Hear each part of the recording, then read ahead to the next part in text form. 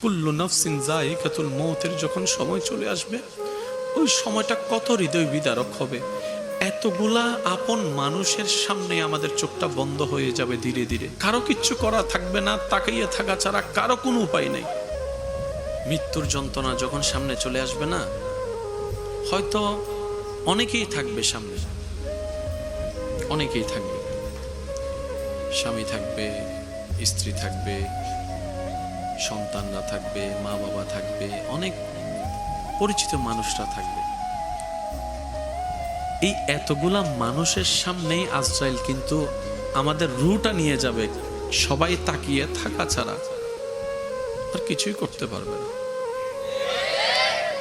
আমাদের মন, আমাদের আত্মা, আমাদের হৃদয় চিৎকার দিয়ে বলবে, মা কিছু একটা করো না।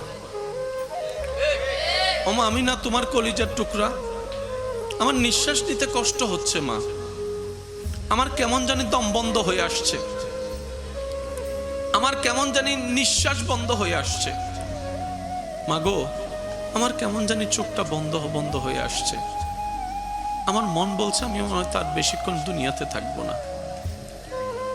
মা গো কে যেন একটা দাঁড়ায় আছে দরজায়, যে আমাকে ডাকতেছে, মা আমি যাব না তোমাকে ফেলে, স্বামী গো আমি যাব না তোমাকে ফেলে, ও আমার স্ত্রী আমি যাব না তোমাকে ফেলে। ছোট্ট ছোট্ট বাচ্চাদের দিকে তাকাই, হয়তো মন বলবে, বাবারে তোদেরকে ফেলে যাওয়ার ইচ্ছা আমার নাই।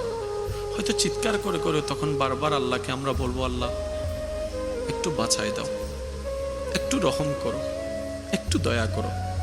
কিন্তু আল্লাহর যখন হুকুম চলে আসবে, আজরাইল তো আর কারো কথা শুনবে না, মানবে না। কুল্লু নাফসিন যায়িকাতুল মউতের যখন সময় চলে আসবে, ওই সময়টা কত হৃদয় বিদারক হবে। এতগুলা আপন মানুষের সামনে আমাদের চোখটা বন্ধ হয়ে যাবে ধীরে ধীরে।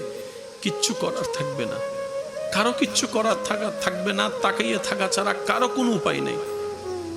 রব সেই জন্যই বলে, বান্দারে তুই আমার কাছে আসা ছাড়া তোর দ্বিতীয় কোনো উপায় নেই।